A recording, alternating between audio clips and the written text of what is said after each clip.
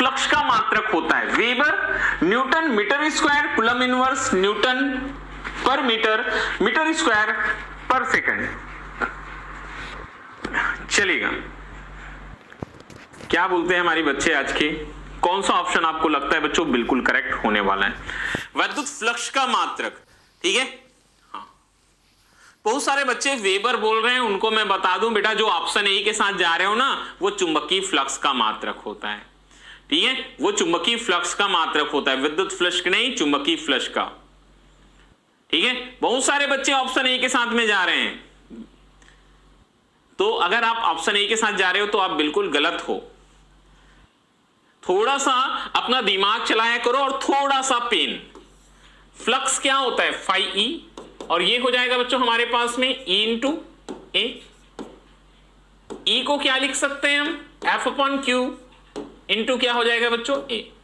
तो यहां से अगर देखें तो ये न्यूटन, ए का मीटर स्क्वायर और आवेश का कूलम, तो ये हो जाएगा newton metre square coulomb inverse.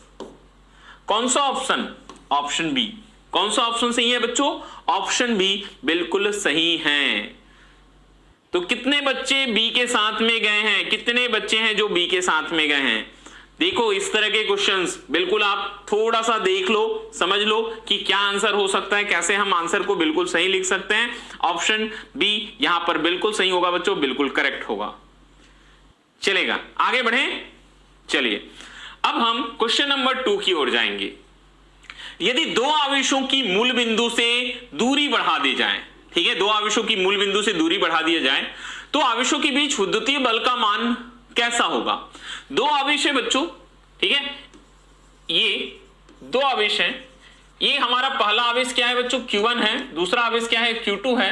मान के चलते हैं कितनी दूरी पर है? R दूरी पर है, और इनके मध्य लगने वाला बल F है। अगर ये दूरी को हम बढ़ा दें, इस दूरी को अगर हम बढ़ा दें, ऐसे बढ़ा दें, ऐसे बढ़ा दें इसको, ये Q1 यहां हो जाएगा और ये Q2 यहां हो जाएगा।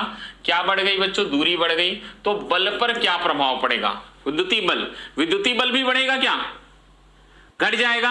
अपरिवर्तित रहेगा, बढ़ भी सकता है या घट भी सकता है। कौन सा ऑप्शन सही लगता है आपको? क्या आएगा? हाँ, क्या संबंध है दूरी और बल में? दूरी और बल में संबंध है बच्चों, ये जो दूरी होती है उसका वर्ग जो होता है व्यतक्रमानुपाती होता है, मतलब इनवर्सली प्रोपोर्शनल होता है। अगर R बढ़ रहा है, R कैसा हो रहा है बच्चों? अगर बढ़ रहा है, इनवर्सली प्रोपोर्शनल व्यतक्रमानुपाती, R बढ़ रहा है, तो F क्या होगा? बिल्कुल घटेगा। F क्या होगा बच्चे? बिल्कुल घट जाएगा। ये बढ़ जाएगा, ये घट जाएगा। तो कौन सा ऑप्शन सही है? बी। गए बच्चे बी के साथ में? कौन सा ऑप्शन सही है? बी। अगर R बढ़ेगा तो बी क्या होगा? बी क्या होगा? ठीक है, घटेगा बिल्कुल। F क्या होगा बच्चों? घटेगा। ठीक है, चलिए भाई आगे बढ़ते हैं तीसरे प्रश्न की ओर। तीन संधारित्र जिसमें प्रत्येक की धारिता 9 माइक्रोफैरड है, श्रेणी क्रम में जोड़े गए हैं। बोलता है तीन संधारित्र है बच्चों, प्रत्येक की धारिता 9 माइक्रोफैरड है, श्रेणी क्रम में जोड़े गए हैं, परिणामी धारिता का मान होगा, क्या होगा? तीन संधारित्र हैं, प्रत्येक की धारिता 9 माइक्रोफैरड है, श्रेणी क्रम में जोड़े गए हैं। तो C1 बराबर C2 बराबर C3 कितना दिया? 9 माइक्रोफैरड। 1/C इक्विवेलेंट किसमें? यह है श्रेणी क्रम में। कौन से क्रम में बच्चों? ये श्रेणी क्रम में है। कौन से क्रम में है? श्रेणी क्रम में।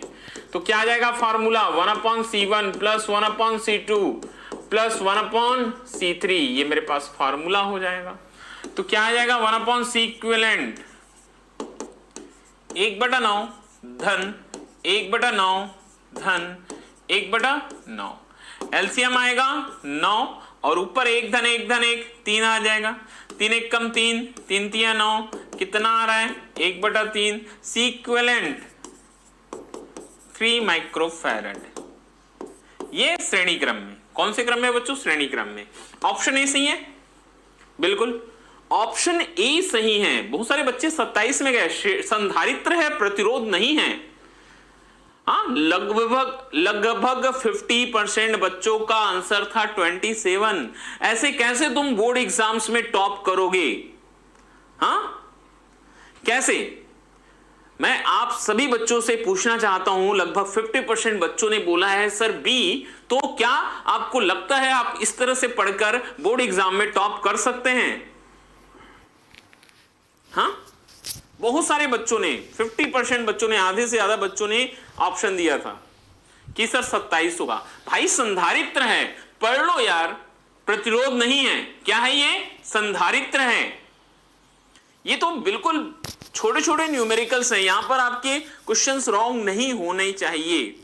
ठीक है, बिल्कुल परीक्षा में हड़बड़ी नहीं करना है, आराम से पढ़ना है सारी चीजों को, क्वेश्चंस को पहले अच्छे से पढ़ो। चौथा प्रश्न, यदि 2 कूलम आवेश को एक बिंदु से दूसरे बिंदु तक जाने में 20 जूल कार्य करना पड़ता है, तो उस दोनों बिंदुओं के बीच विभवांतर कितना होगा? विभवांतर वोल्ट में है, 10 वोल्ट, 15 वोल्ट, 21 वोल्ट, 12 वोल्ट। कितना होगा? कितना वोल्ट का विभवांतर होगा? कितना वोल्ट का विभवांतर होगा? क्या आएगा आंसर? यदि 2 कूलम आवेश को एक बिंदु से दूसरे बिंदु तक जाने में 20 जूल कार्य करना पड़ता है, तो उन दोनों बिंदुओं के बीच विभवांतर कितना होगा?